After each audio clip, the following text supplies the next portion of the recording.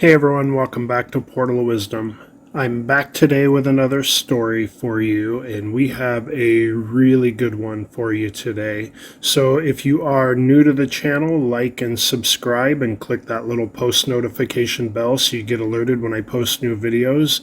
I know the majority of you that listen to my videos aren't subscribed, so if you do subscribe, you will get alerted when I post new stuff. And now on to today's topic. Like I said, it's a good one. It is a lost silver mine in the Four Corners region, and it is likely on some Navajo land. And this is one probably a lot of people haven't heard of, and there's a lot of details here, so it's very interesting. So in the mid to late 1800s, it was noticed by many white men that a lot of the Navajo people had started wearing a lot of silver jewelry, and it was noticed that this silver seemed to be very pure, and it was rumored to be found somewhere on the Navajo lands of northeastern Arizona, southern Utah, or northwestern New Mexico. So this source of this rich silver, or this mine, was said to be somewhere on these Navajo lands. And rumor was that this silver mine produced silver ore that was so pure that it could be mined and immediately hammered into jewelry without any refining needed. The white men that saw this jewelry and had heard these stories of this rich ore, they were astonished by the possibility of such a rich silver mine. But of course, with it being on Navajo land, it would generally be off limits to any white man. There was a miner in Colorado that had been hearing these stories of this rich silver mine on the Navajo land, and he really wanted to go find it at all cost. The year was 1879, and this man's name was Jack Merrick. Merrick made his way onto the Navajo land, and he began prospecting. He was by himself and only had the horse that he rode in on. Therefore, if he did find anything, he would not be able to bring much back with him. But he wanted to go look, and he wanted to see if he could get lucky and possibly find this location. But of course, the Navajo lands are very vast, and he spent a lot of his time avoiding the Native Americans and hiding and then prospecting when it was safe. At the end of the season, he returned to Durango, Colorado with some silver ore. And it was said that it assayed out about $1,000 per ton, which was some of the richest silver ore that had ever been seen in these parts. But since he had been by himself and he had to pack everything in and out on one pack animal, he didn't have very much of this rich ore that he was able to bring back. Now, Jack knew that when he went back, he would not go alone, so he started making plans to return and mine with some more people, or at least a partner, and hopefully be able to bring back a much larger quantity of rich silver ore, and hopefully become a very rich man.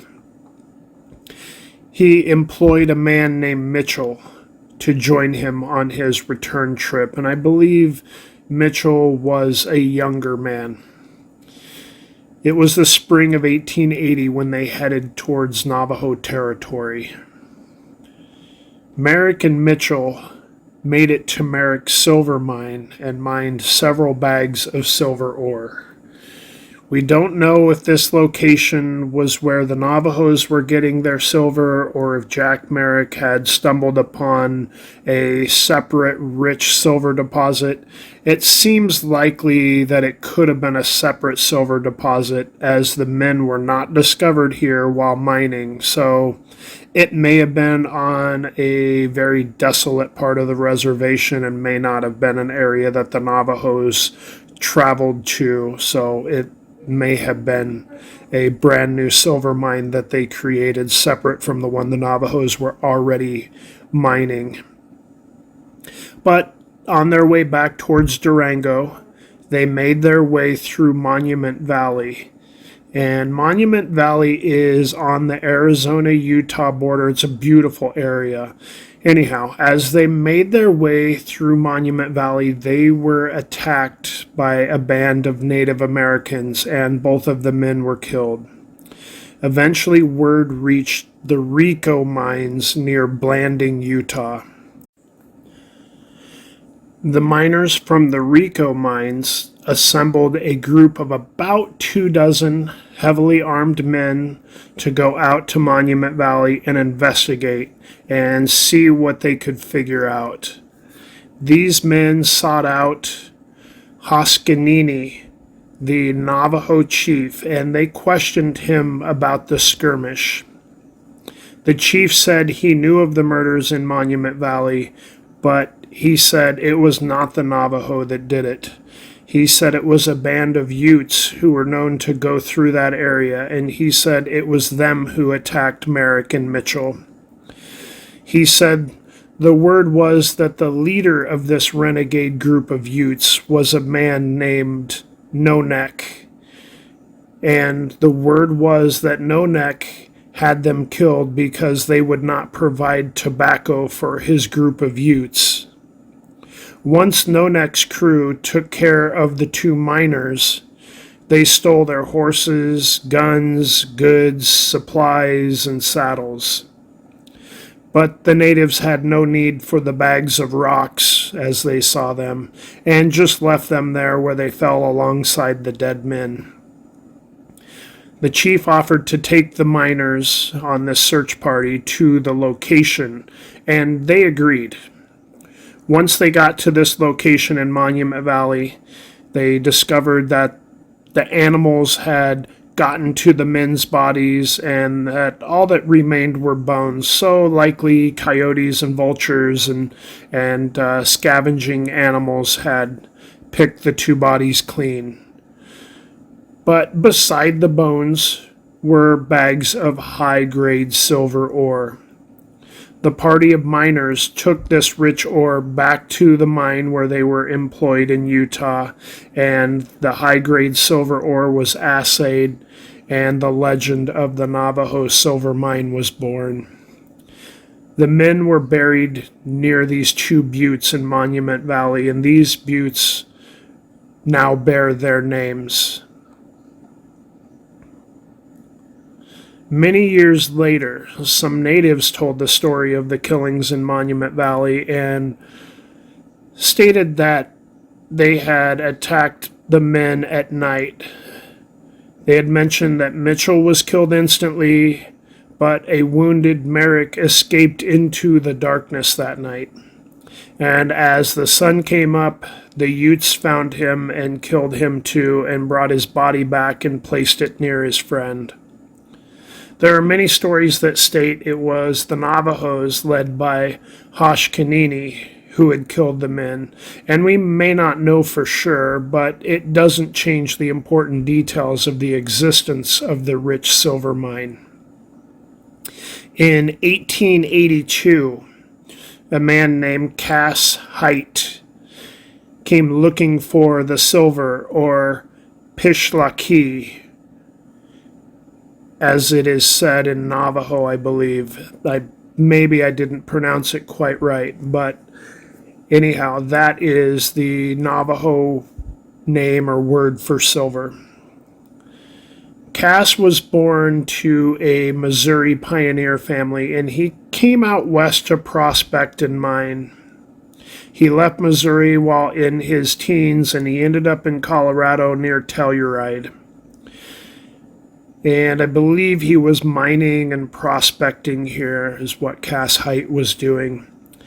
He got into a mining dispute over a mining claim, and he had killed a man over it. So he decided now was as good a time as any to leave the area before the sheriff could find him.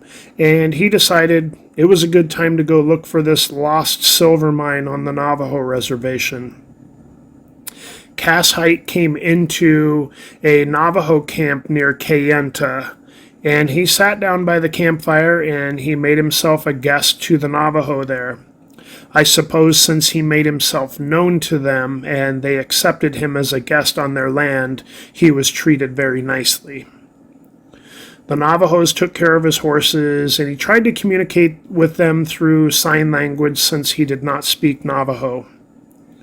He was always looking for silver and constantly asking about silver, so they named him Pish-la-ki.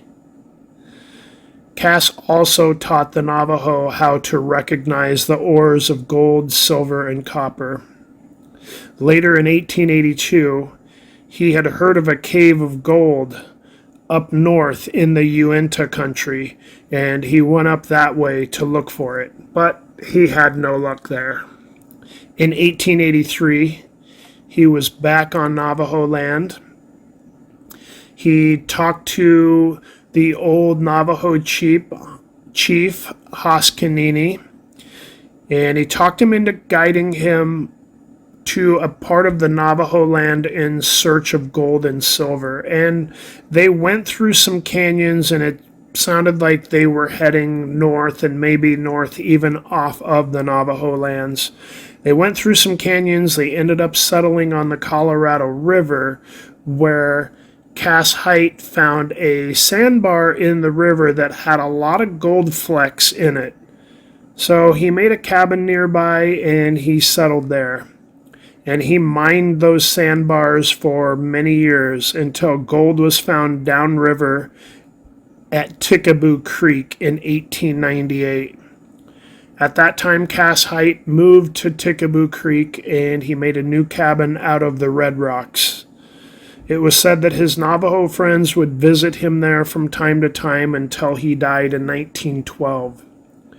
Although Cass was good friends with the old chief, and likely one of his only white friends or friends that was a white man, the chief never did tell him where the secret location of the Navajo Pish-la-ki was. Many years later, in 1939, the son of the Navajo chief, named Hashini Beay, was being interviewed by Charles Kelly, a famed Utah historian. And they talked about Navajo history and lost mines and tales of the Navajo lands and other important historical things. Charles Kelly asked him to tell him the story of old Pish-la-ki mine and the old man they called Pish-la-ki, who was Cass Height. This interview made it into the December 1940 issue of Desert Magazine. This is what the chief's son, Hashini Beay, had to say. I remember those two men were killed in Monument Valley. Always they were looking at the rocks, and every day they stopped somewhere to dig. They came in late summer and stayed until after the first snow. At that time, my father's camp was on the east side of Navajo Mountain. Not far from the camp, I saw the tracks of their horses in snow. A few days later, we heard that they had been killed near what the white men call Mitchell Butte by the Utes. In those days, there were still many Utes in Monument Valley. He went on to say, Pish-la-ki, I knew him well. He and my father were just like brothers. The first time I saw the man was at our camp below Kayenta, about 2 years after the prospectors were killed. He walked into camp one day and sat down by the fire. He had made himself our guest according to the Navajo custom, so we took care of his horses and gave him a sheepskin to sleep on. He talked to us by signs because he did not understand our language. In his pack, he had many kinds of ore. He showed me a piece of heavy black rock and asked me if I had seen anything like it in our country. Nearly all rocks here are red, but a few days While riding on Skeleton Mesa, I had picked up a small piece of black rock. I showed that to our visitor, and when he looked at it through a glass, he nearly fell backwards into the fire with surprise.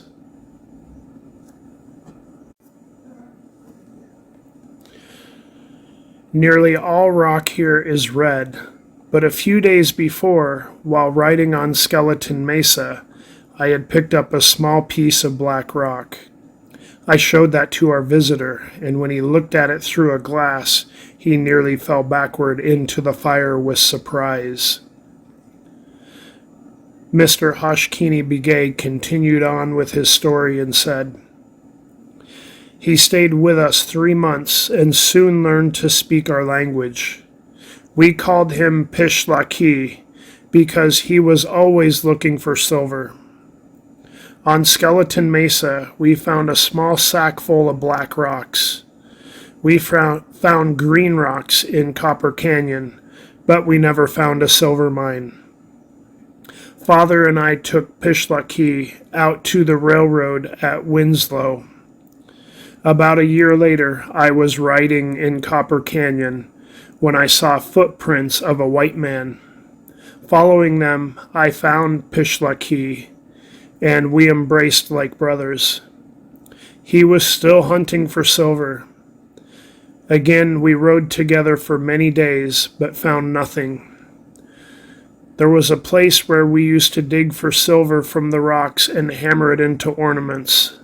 In those days, our silver work was plain, not decorated with designs nor set with turquoise like it is now. We got silver from that place whenever we wanted it.